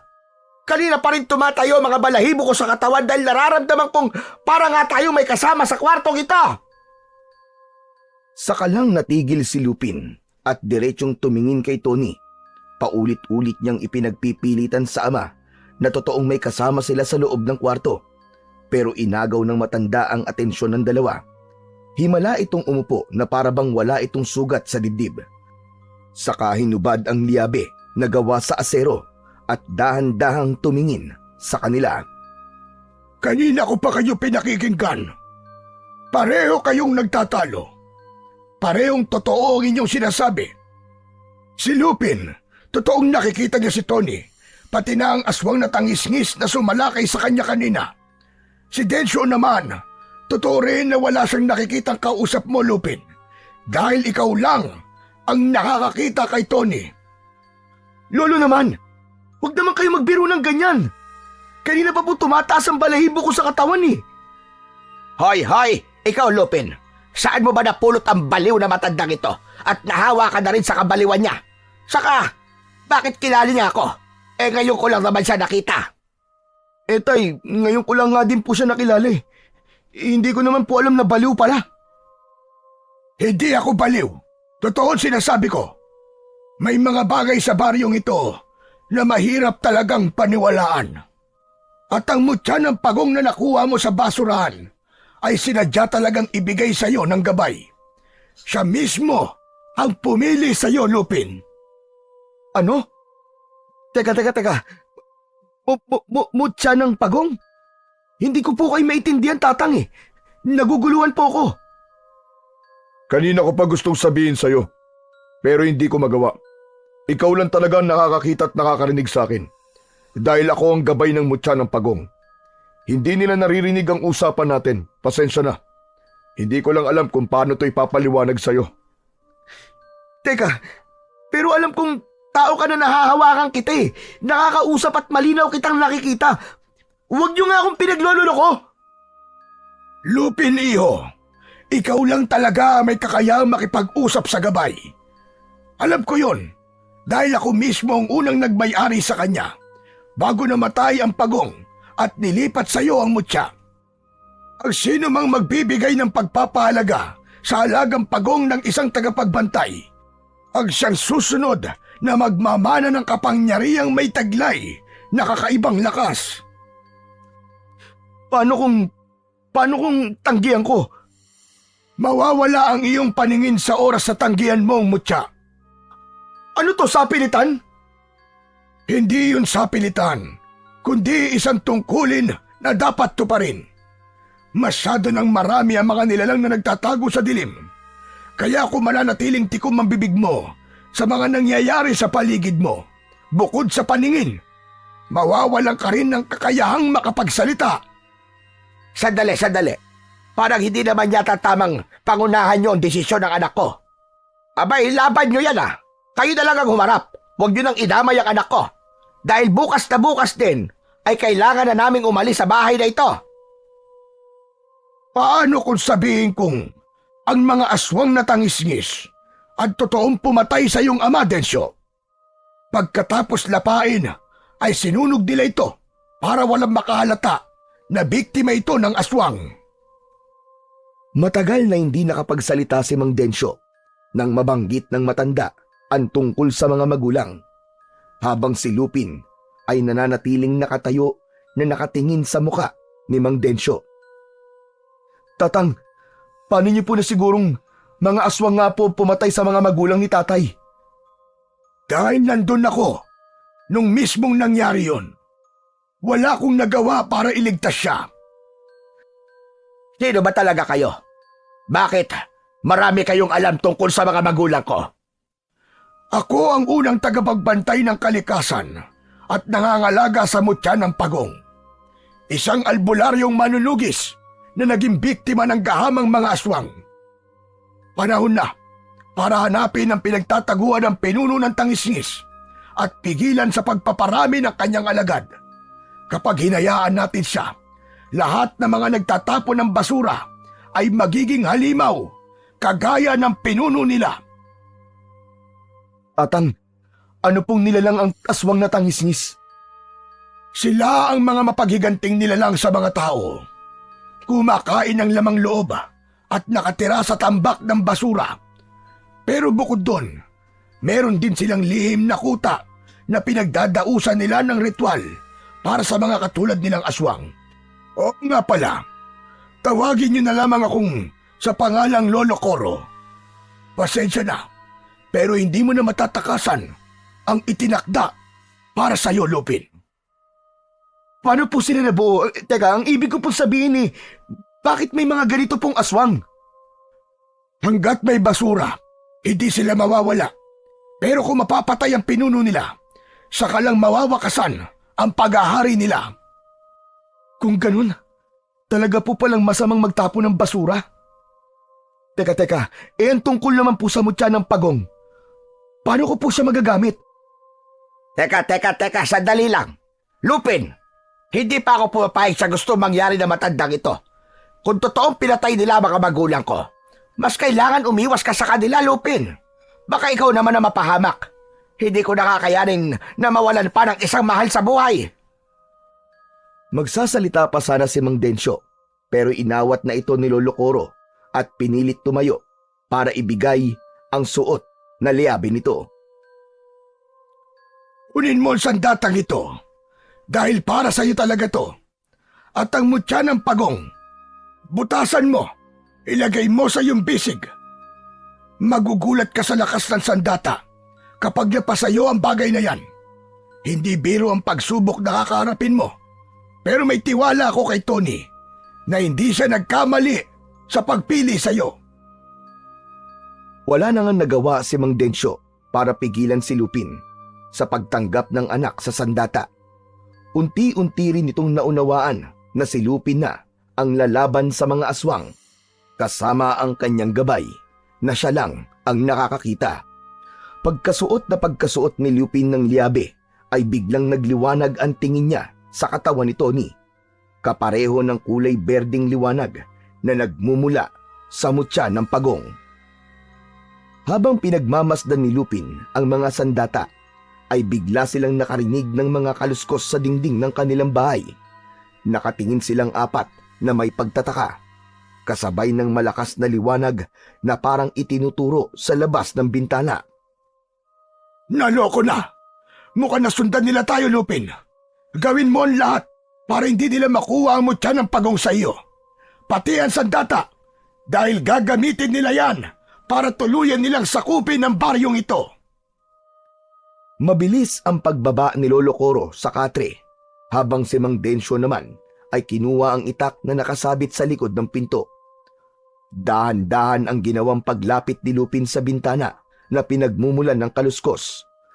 Pero papalapit pa lang siya ay biglang nasira ang pinto. Iniluwa ang aswang na tangisngis habang inililinga ang paningin niya na parang may hinahanap. Pasinghot-singhot papunta sa gawi niya. Walang gumagalaw na parang alam na nilang sa konting kilos ay malalapitan sila nito. Nang dumako ang mukha nito sa kinaroroonan ni Lupin, bigla itong sumunggab sa kanya. Pero nagawa agad ni Lupin na salubungin ito ng malakas na suntok gamit ang 2 liyabing nasa kamay niya. Ang liwanag naman na nanggagaling sa mutya ay nakadagdag sa lakas ng epekto ng sandata sa tinamaang dibdib nito. Nag-iwan yun ng kulay itim na marka na ang itsura ay parang nagmula sa pagkapaso. Pasadsad pang bumagsak sa sahig ang halimaw na sinamantala naman niya ang pagkakataon para malapitan ang nilalang. Paulit-ulit niyang pinagsususuntok ang mukha ng halimaw ng kanyang aserong kamao. Bilisan nyo! Kailangan na muna niyong umalis dito. Napapalibutan na nila ang bahay nyo. Nagtawag lang sila ng mga kasama. Ilang minuto na lang, malapit na silang makapasok. Tay! Sumama na po muna kay Lolo Coro. Doon na muna kayo sa bahay nila. Pero paano ka, anak? Hindi kita iiwan. Tara na! Pareho na lang tayong umalis dito! Hindi na natapos ni Mang Densyo ang mga sasabihin ito nang mula sa likuran ng kanyang ama ay biglang pumasok ang mga tangisngis. Dinambahan agad ng mga ito ang kanyang ama. Maging si Lolo Coro ay nahawakan na rin ng mga nilalang sa tigkabila ang braso habang walang tigil sa pag-angil. Mawalang iya kayo! Huwag niyong hawakan ng tatay ko! Mabilis na kumilos si Lupin na lumapit sa kanyang ama. Dahil nasa loob pa rin sila ng kanilang bahay, ay nahihirapan siyang kumilos. Kaya naman, hindi rin niya napansin ang mas dumadaming puwersa ng kalaban. At hindi niya magawang protektahan si Mang Densyo. Samantalang si Tony ay abala na rin sa pakikipaglaban. Marami itong suntok na binitiwan sa aswang at bumabagsak sa saig. Pero nakakabangon din, kaya alam niyang siya lang at ang kamao niyang asero ang may kakayahang magpatumba sa mga kalaban, hanggang bigla na lang dumating ang pinuno ng mga nilalang. Nakangisi itong nanonood habang nakikipaglaban sila sa mga aswang. Huwag nilang subukan lumaban dahil wala naman kayong magagawa. Malakas itong napahalakhak ng tawa habang inuutusan ang mga alagad na hulihin si Lupin. Pero dahil sa malakas na kamao ni Lupin, ay hindi siya magawang lapitan dahil sa tulong din ng kanyang gabay na si Tony. Habang si Mang Densyo naman ay patuloy rin sa pakikipagpambuno sa mga aswang na magtatangkang humawak dito. Bawat bigwas ng suntok ni Lupin, isa-isa rin na bumabagsak ang mga kalaban sa sahig habang nagkikikisay na parang nakukuryente. Hindi nagustuhan ng pinuno ang nakikitang kahinaan ng mga alagad nito. Kaya malakas itong napasigaw at biglang umatake kay Lupin. Pero mabilis na nailaga ng binata ang pagsugod nito. Sa halip ay sinalubong niya ito ng kanyang kamao na halos mapuno ng kulay berdeng liwanag. Tumama yon sa dibdib ng pinuno, kaya sa lakas ng dating ng suntok sa katawan nito ay pasadsad itong bumagsak sa sahig. Galit na may pagsuntok pa ito sa sahig. Lupin! Tinangay ng mga tangisngis ang iyong ama!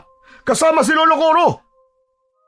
Saka lang napansin ni Lupin na wala na nga ang kanyang ama na pilit kinakaladkad sa labas ng bakuran nila. Lalapitan pa sana niya ang nakahigang pinuno pero tumakbo na siya sa kakahuyan kung saan dinala ang kanyang ama. Malalaki ang mga hakbang ng kanyang mga paa na pilit hinahabol ang mga halimaw. Dahil sa liwanag na nanggagaling sa kanyang aserong kamao, malinaw niyang nakikita ang daan, pati na ang liwanag mula sa bakas ng aswang. Pero pagdating nila sa kakahuyan, ay nawala ang mga marka ng tangisngis sa lupa. Nag-aalala namang napatingin si Lupin sa kadarating lang na si Tony. Diyos ko! Saan ko nahahanapin ang aking ama? Malakas ang kutob kong gagamitin sila para makuha ang hawak mong mutya at sandata. Kailangan natin makaisip ng paraan kung paano natin sila mahahanap at maliligtas. Biglang naalala ni Lupin ang pagpapanggap ni Tony sa kanya at kung paanong biglang humantong sa ganito ang buhay niya. Magmula nang makilala niya ito, ay sunod-sunod na ang kamalasan niya. Nilapitan niya ito sa kakinwelyuhan at gigil na sinuntok. Buwisit ka! Akala mo ba palalampasin ko ang ginawa mo? Kasalanan mo eh! Kung bakit napahamak ang ama ko! Basta mo na lang akong piniling magtanga ng pesting mutya na yan na hindi mo man lang tinatanong kung gusto ko ba tanggapin. Hindi ito ang buhay na gusto ko, Tony. Si tatay na lang ang natitira kong pamilya. Kaya kung mawawala pa siya, baka hindi ko nakayanin. Kahit hindi ako ang pumili sa'yo, hindi mo matatakasan na nakatakda sa buhay mo. Dahil nasa dugo niyo ang pagiging manunugis. Kaya't bitiwan mo ang damit ko. Imbis na sa akin ka magalit, isipin mo muna kung paano mo mahahanap ang ama mo at si Lolo Coro. Dahil pwede sila maging tangisngis anumang oras kapag nakainom sila ng kulay itim na likido. Sa ganung paraan, magiging sunod-sunuran sila sa lahat ng iutos ng pinuno nila.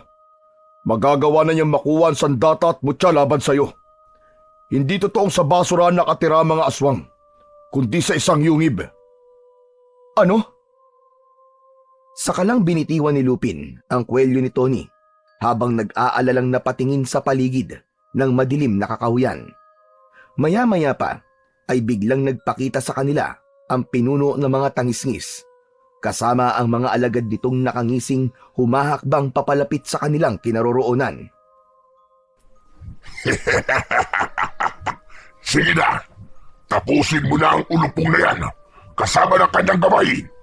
Hindi magtatagal ay mapupunta ka rin sa akin.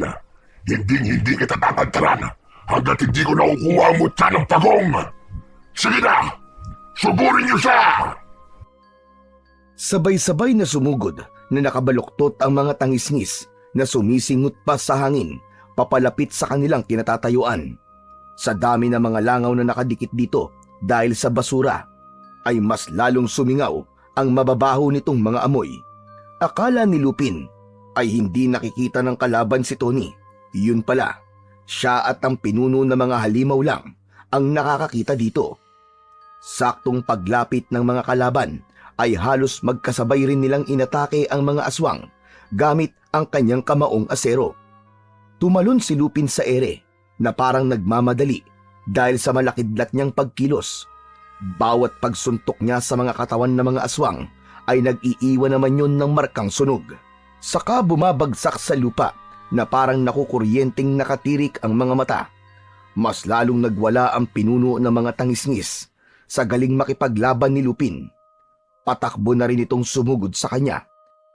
Nang tuluyang makalapit ay inatake siya nito ng kagat sa leeg, pero naging maagap ang kilos ni Lupin. Magkakasunod na binayo niya ng suntok sa katawan ang halimaw na lalong nagpagalit dito. Sumisigaw na malakalabaw sabay ang muling pagsasalita ng malakas. Hindi ko maaari! Magbabayad ka sa ginawa mo! Sige na! Ngayon na, Lupin! Gawin mo na ang isang orasyon na makakapagpabalik sa tunay niyang anyo para makilala mo kung sino siya. Sundin mo mga sasabihin ko. Eberum! Ebon! Dasung! Ibum! Sinunod ni Lupin ang sinabi ni Tony. Napataklob sa sariling muka ang pinuno ng mga aswang nang makita nito ang liwanag na nanggagaling sa mutya ng pagong. Gusto man niyang makita ang muka ng halimaw, pero nakatakbo na ito at nakapagtago sa madilim na kakahuyan. Habang ang alagad nito ay naiwang nakikipaglaban pa rin kay Tony. Dala ng matindi niyang galit, ibinuhos niya ang buong lakas sa pagpatay sa mga natitira nitong mga kasama. Nagtira lang sila ng isang tangisngis na hindi lumalapit sa kanila para makipaglaban. Nakita niyang may sugat ang hita nito galing sa itak na armas ng kanyang ama. Ito rin ang pwedeng makatulong sa kanila para ituro ang kuta ng mga aswang. Nilapitan niya ito at pinagsusuntok sa muka hanggang sa mawalan ng malay. Muntik niya nang makalimutang kailangan niya ito. Tama na! Tama na, Lupin! Baka mapatay mo siya. Alalahanin mo siya lang ang nakakaalam kung saan natin matatagpuan ang iyong ama. Tumayo si Lupin habang hinahabol ang sarili niyang hininga. Nakita niya rin ang mutya ng pagong na nakasabit sa kanyang bisig at hindi pa rin nawawala ang liwanag. Halos manginig ang buong kalamnan niya dahil sa matinding galit. Muli siyang sumulyap sa lugar na pinasukan ng halimaw habang naluluwa ang mga mata sa sobrang pag-aalala para sa kanyang mahal na ama. Hindi ako titigil hanggat hindi ko nahanap ang kuta ng mga halimaw na yun. Pagbabayarin ko siya sa lahat ng ginawa niya sa magulang ni tatay. Ano na ang balak mong gawin sa bihag? Pipilitin ko siyang maituro kung nasaan ang kanilang kuta at lulusob tayo para ubusin ang kanilang lahi.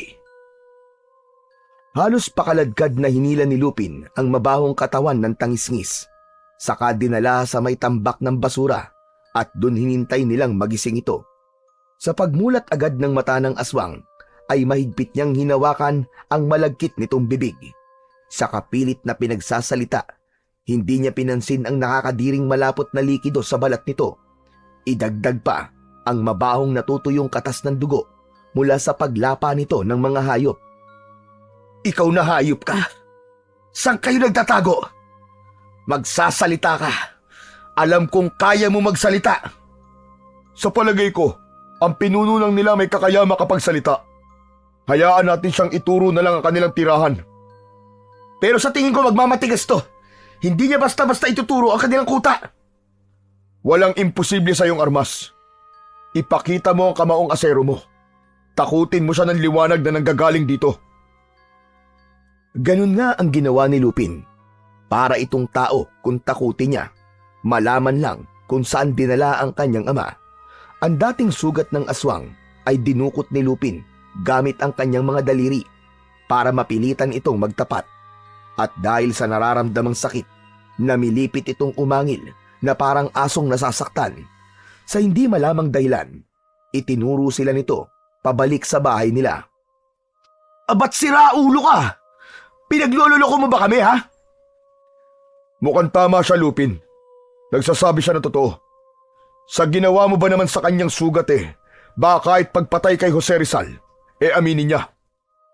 Tumigil ka! Hanggang dito ba naman nakukuha mo pa rin magloko? Seryoso ko. Buhay ng aking ama nakataya rito.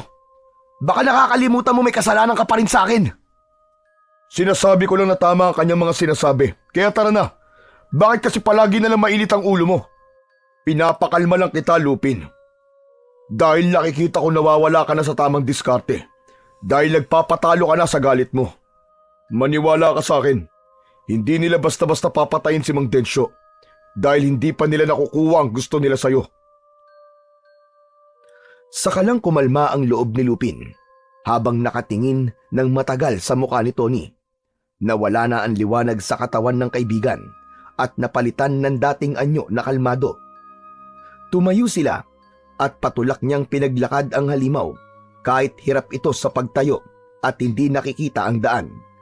Mahigpit niyang kinapitan ito sa braso hanggang pagsapit nila sa kanilang bahay. Ayaw mawala ng kaba niya sa dibdib. Pakiramdam niya ay may matutuklasan siyang lihim sa bahay ng kanyang ama. Iginala niya ang kanyang paningin sa lugar kung saan ang mga dingding ng kubo ay sinira na ng mga nilalang na umatake sa kanila kanina. Nandoon pa rin ang mga nakahandusay na katawan na mga napaslang nilang tangisngis. Sunog at matigas na ang katawan na parang kahoy. Talagang hindi kinaya ang epekto ng kanyang kamao. Ipinatong niya ang bahay ng pagong sa batong nasa paanan ng hagdan, saka ginamit ang dulo ng itak ng kanyang ama na siya namang ipinangbutas niya sa bahay ng pagong. Kumuha pa siya ng isang tali at isinuot doon at mas hinigpitan niya ang pagkakakabit nun sa kanyang bisig. Nang maihanda niya na ang mga gagamitin, ay sinundan na nila ang nagpaunang nilalang na hindi nawawala ang pag-angil. Dumiretso ito ng pasok sa loob ng silid ng ama. Kahit nagtataka, ay napasunod sila dito. Ganon din si Tony na nakakunot ang noo habang sinusundan nila ng tingin ang nilalang na nakaturo ang daliri sa ilalim ng katre ng kanyang kama. Mabuti na lang at may bukas na lumang gasera na ginamit nila para tignan ang sahig sa ilalim. Pinaglololoko mo yata ako, si Raulo ka eh. Saan niyo ba talaga dinala ang ama ko? Bakit dito sa ilalim ng katre ang tinuturo mo? Samantalang sa kakawiyan sila na wala. Teka, ako na ang titingin. Palagi ka na lang nakasigaw. Lumuhod si Tony para silipin ang ilalim ng katre habang pinagmamasdan ni Lupin ang nilalang na bihag nila. Hindi ito makagalaw dahil sa mahigpit na pagkakahawak dito ni Lupin. Ilang sandali pa ay tumayo na si Tony at inalis ang katre na nakaharang sa sahig. Pati na ang ilang mga gamit na masasabing matagal na dahil puno na ng alikabok. Napansin agad ni Lupin ang maliit na panara ng pintong nakadikit sa kawayang sahig. Pati na ang lumang kandado na madali lang nilang natanggal dahil kinakalawang na. Sinasabi ko na nga ba? At isang lagusan ang itinuturo ng halimaw na yan. Parang may kaugnayan pa sa paghahanap natin sa kuta ng mga aswang. Pambihira! Bakit alam niya ang lagusan na yan? Saka, kakaibang mag-isip ang nilalang na ito. Parang hindi siya kagaya ng mga kasama niya. Malinaw pa ang kanyang isip at marunong makiramdam. Hindi kaya napipilitan lang ang halimaw na yan na sumunod sa pinuno nila? Nalaman niya ang kasamaan ng pinuno nila. O di kaya naman, dati silang mga tao na ngayon ay gusto na magbago sa pamamagitan ng pagtulong sa atin. Parang nakonsensya si Lupin nang muli siyang tumingin sa mukha ng aswang.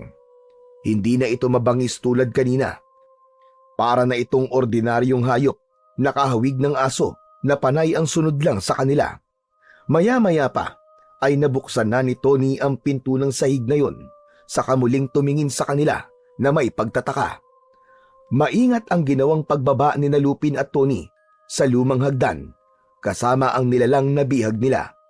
Tahimik itong nakasunod sa kanila na panay pa rin ang pag-angil na kagaya ng sa nauulol na aso. Habang bumababa sila sa baitang ng hagdan na gawa sa kawayan, ay napansin nilang parang panahon pa ito ng Kastila. Malinaw nilang nakikita ang lugar dahil sa ilaw nilang lumang gasera. Idagdag pa ang liwanag na nanggagaling sa mutya na suot ni Lupin. Paglapag nila sa saig ay iginala niya ang kanyang paningin. Parang tunnel yun na may mga bato sa bawat pader. Ang itsura ng bawat kanto ay parang sinadya ang pagkakagawa, pero halos hindi nila makita ang dulo ng makipot na daan. Matagal na panahon na ako nakatira sa bahay na ito, pero ngayon ko lang nalaman na may lihim palang silid sa lugar na ito. Hindi ito lihim na silid, Lupin, kundi isang sikretong daanan papunta sa mga kuta ng aswang. At tinulungan tayo ng nilalang na yan dahil siguro hindi niya na masikmura ang pinagagawa ng pinuno nila. Ewan ko, pero mahirap pa rin magtiwala sa kanya dahil kampon pa rin siya ng kadiliman. Ang kanyang itsura ay parang mukha ng matandang babae, batay na rin sa kanyang kahinaan. Ipinagpatuloy nila ang paglalakad habang nakikiramdam sa lugar na madadaanan nila. Kasing lapad lang yon ng 2 dipa. Ang mabatong sahig ay maraming buhangin, maging ang kanilang mga salita ay kasing tinis ng tunog na nasa loob ng lata. Pagkaraan ng ilang minutong paglalakad, ay pinatay ni Tony ang kanilang gasera nang makita nila ang liwanag sa nanggagaling na sulo sa mismong bilog na balon.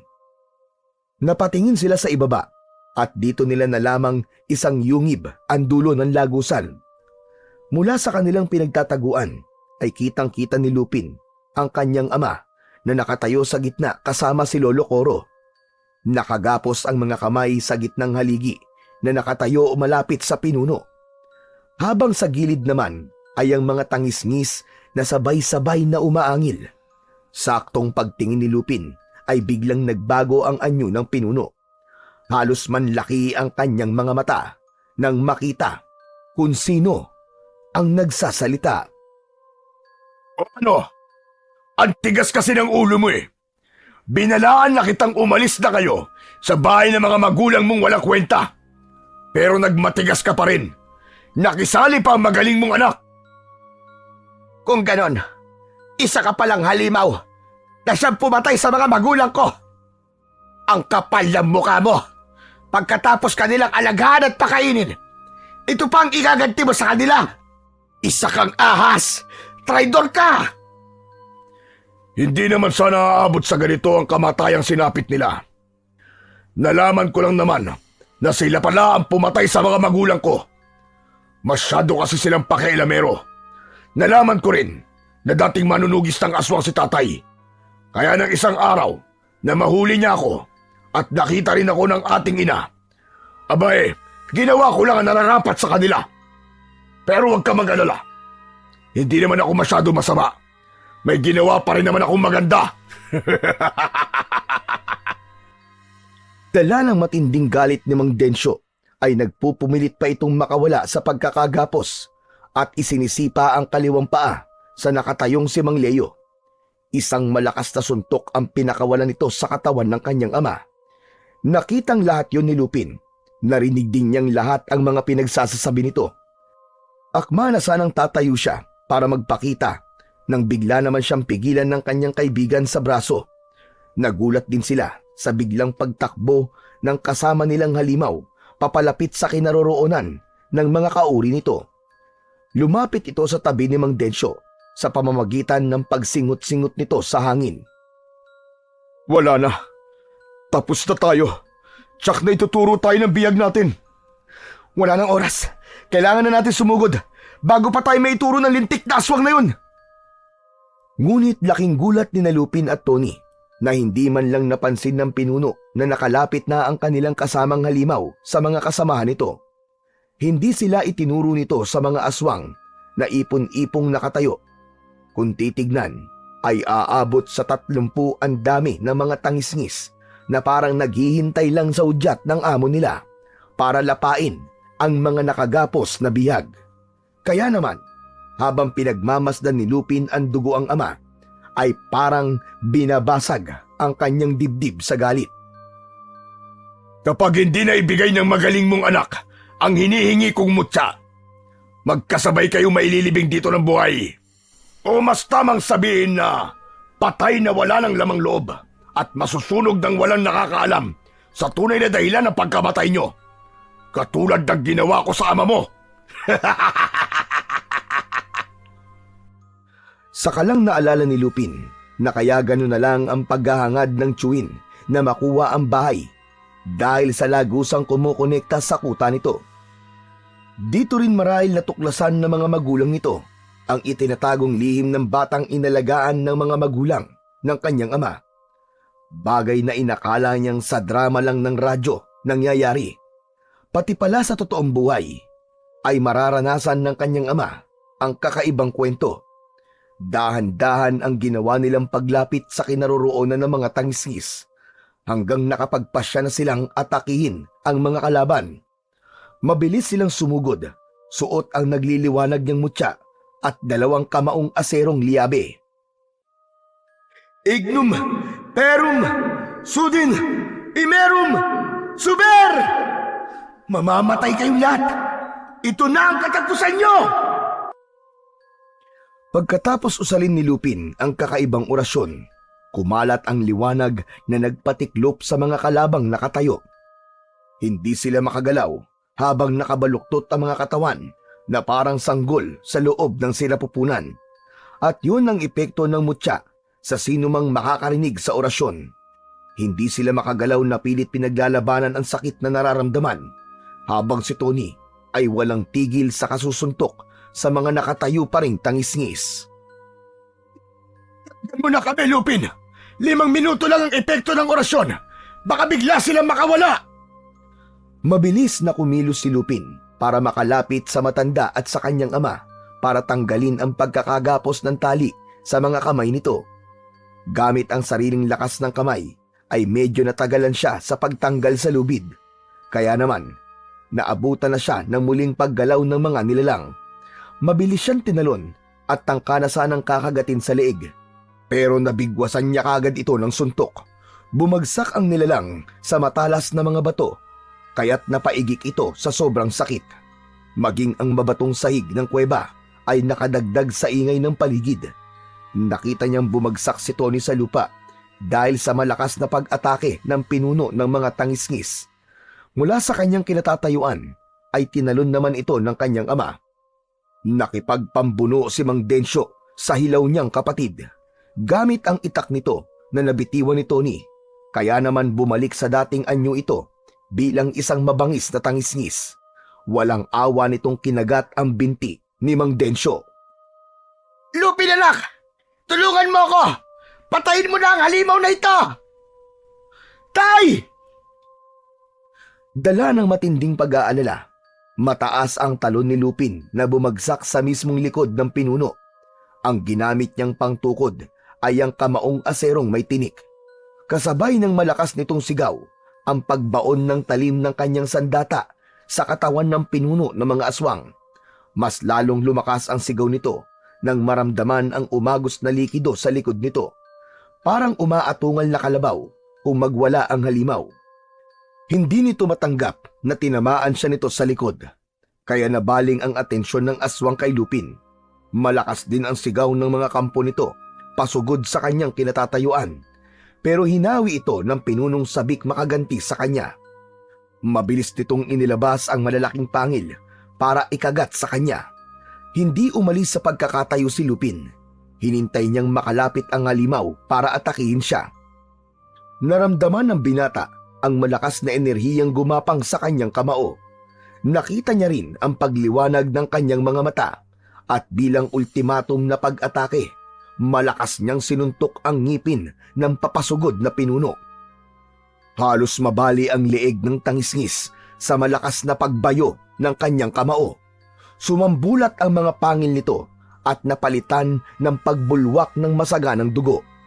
Halos hindi ito makapaniwalang nagawa yun ni Lupin, na nagpatigil naman sa mga kilos ng mga alagad nito. Bumagsak ang pinuno sa lupa habang bumubula ang sariling bibig mula sa dumudugong mga ngipin. Namimilipit ito sa sakit at habang nilalapitan ni Lupin ang nakahigang nilalang, panay ang usal niya ng orasyon. Muling napabaluktot na parang sanggol sa sinapupunan ang mga katawan ng natitirang halimaw.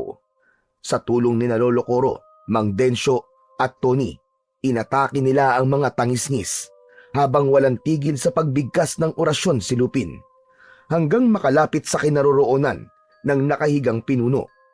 Sinakyan niya ito sa tiyan at itinaas niya ang tila nakel na nakasuot sa kanyang kamao. Saka malakas na pinagsususuntok ang muka ng halimaw. Dahil sa pagkadurog ng mga buto nito sa leeg, ay hindi na nga ito nakaganti. Paulit-ulit niyang inundayan ito ng suntok. Naramdaman niya ang paglapit ni Mang Densyo. May hawak itong itak. Namumula ang mga matang nanginginig ang mga kamay, habang nakatapat sa dibdib ni Mang Leo ang hawak na itak ni Mang Densyo. Pinatay niya mga magulang na nagpalaki sa kanya. Ang nanay at tatay ko. Nawalan ako ng mabubuting ama at ina dahil sa ginawa ng halimaw na ito. At dapat sa kanya mamatay. Kasabay ng malakas na pagsigaw ni Mang Densyo, ang malakas ding pagtarak nito ng hawak na itak sa dibdib ng pinuno ng mga tangisngis. Wala lang reaksyon sa katawan si Mang Leo, indikasyong binawian na ito ng buhay. Nilingon naman ni Lupin ang iba pang mga tangisngis, saka sinugod niya ang mga ito at pinagbababayo niya gamit ang kanyang kamao. Nagmistula siyang hayok sa pagpatay ng maalala ang pagkamatay ng kanyang lolo at lola. Malalakas ang bigay ng bawat suntok niya sa mga tangisngis na panay lang ang pag-angil habang hindi makagalaw. Maging ang mga pang-amoy nito ay bigla ring nawala dahil sa epekto ng orasyong inusal niya. Ilang minuto ang itinagal ng kanilang labanan bago bumagsak ang mga ito sa mabatong sahig ng kuweba habang bumubula ang mga bibig.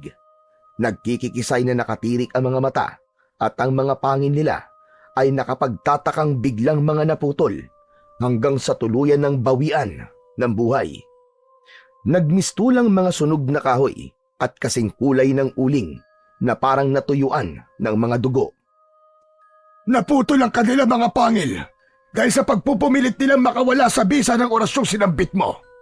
Kasing tigas ng pagong ang epekto nito sa katawan nila na maging ang pagkuskusan ng kanila mga ngipin ay di nila mapipigilan. Kaya naman, walang tigil ang kanilang pag-angil dahil dito nila ipinapakita ang sakit na kanilang nararamdaman. Kaya po pala naputol ang kanilang mga pangil dahil kahit na anong gawin nila, hindi sila makawala. Tatang, tapos na po. Ibinabalik ko na po itong liabe nyo. Marami pong salamat sa lahat. Hindi na kailangan, iho. Dahil ibinibigay ko na yan sa'yo. Po, pero sa inyo po sandatang ito. Sinabi na nga anak, di ba? Sa'yo na nga raw. Abay, bakit po? Dahil pag-aari yan ng lolo mo, na kapatid ko. Kung nagulat si Lupin, mas napanganga sa pagkakabigla si Mang Densyo dahil hindi nito akalain na ang matandang kanilang tinulungan ay kapatid mismo ng ama nito. Katulad ko, manunugis din ang tangis-ngis ang kapatid ko. Kaya nga, hindi ko akalaing mag-aalaga siya ng aswang. Diyos ko, kaya po siguro inalagaan ni tatay ang kapatid kong si Leo dahil siya ang pumatay sa mga magulang nito at naawa ang aking ama sa anak ng aswang na pinatay niya. Ang ibig sabihin, sa simula't simula pa lamang ay alam na ng mga magulang ko na aswang si Leo. Siguro umasa silang matatanggal nila ang pagiging aswang nito. At hindi po yun nakita ni Tio Leo. Nagpatalo siya sa galit niya at pagiging halimaw. Ang kapalit ay pinatay niya ang mga magulang na nag-alaga sa kanya. Ngayon lang din naging malinaw sa akin na ang dahilan ni Kuya Leo ay nalaman nitong ang mga magulang ko ang pumatay sa mga magulang niya. Kaya niya nagawa ang mga bagay na yon at nagparami ng lahi. Umagit na ang katahimikan sa kanilang tatlo sa loob ng kuweba. Maya-maya pa ay biglang nagsalita na si Tony kasabay ng mahinang pag-angin ng tangisngis sa likuran nila. Katabi ni Tony ang nakatayuring nilalang. Ito ang tangisngis na nagturo sa lagusan na tumulong sa kanila. Ang nilalang na bukod tangi ring nakakakita at may matinong pag-iisip. Wala na ang bakas ng pagiging halimaw nito. Ang natira na lang sa kanya ay ang pag-angil nito na parang aso. Anong gagawin natin sa kanya, Lupin? May natira pang aswang. Ako na papatay sa kanya. Wag, tay! Wag! Siya ang nagturo ng lagusan sa bahay. Hindi ko nga po alam kung paano niya natuntun ang pinto sa ilalim ng inyong katre. Alam niya ang bawat sulok ng kubo natin na para bang matagal na siyang nakatira doon. Teka, parang kilala ko siya. Titigan mo siya sa mata, Densyo. Alam kong kilala mo siya at kung bakit niya tinulungan si Lupin. Dahan-dahan ang ginawang paglapit ni Mang Densyo sa halimaw habang hindi nito inaalis ang tingin sa mukha ng nilalang. Ilang saglit pa ay kitang-kita ni Lupin ang reaksyon ng mga mata ng aswang at ang mukha ng kanyang ama habang malakas na napaiyak. Napasugod ito sa nakatayong tangisngis at niyakap ito ng buong higpit. Nay! Nanay ko! Diyos ko, ano nangyari? Bakit kayo naging halimaw? Salamat po at buhay pa kayo. Ang buong akala ko'y kasama na po kayo namatay ni tatay. Dahil sa sunog. Buhay kayo. Buhay ang nanay ko. Dala ng labis na tuwa ay nabuhat ni Mang Densyo ang kanyang ina at nagpaikot-ikot ng pagtakbo. Nang mawala ang bakas ng panganib sa buong kuweba, ay naglaho na rin ang kulay berding liwanag na nanggagaling sa mutyang suot ni Lupin. Kasabay din ng pagkawala ng kaibigan niyang si Tony na nakakonekta sa liwanag ng mutya. Bumalik na sa dating katahimikan ang buong baryo magmula nang maging bagong kapitan si Lupin. Siya ang kauna-unahang kapitan ng baryo sa San Ildefonso na pinayagan ng mga tao dahil sa ipinakitang pagmamalasakit sa kalikasan. Magmula rin nang naluklok si Lupin ay ipinatupad niya ang malawakang pagbabantay sa kagubatan at ang mga basura ay itapon sa tamang tapunan. Ang dating tambakan ng basura ay ginawa nilang pasyalan na namumulaklak ang mga tanim sa paligid. Ang kanya namang lola ay unti-unti nang bumabalik sa pagiging tao sa tulong ni Lolo Coro na isang mahusay na albularyo dahil sa pagkakaroon ni Lupin ng kamaong asero sa pamamagitan ng liabe. Bukod sa batuta, ang lahat ng kanyang tanod ay nakasuot na rin ng sandatang katulad ng sa kanyang armas. Laban sa mga pasaway na mga tao at sa mga nilalang ng kadiliman na maaaring sumalakay sa kanila sa hinaharap. Hindi ka na ba titigil sa madalas mong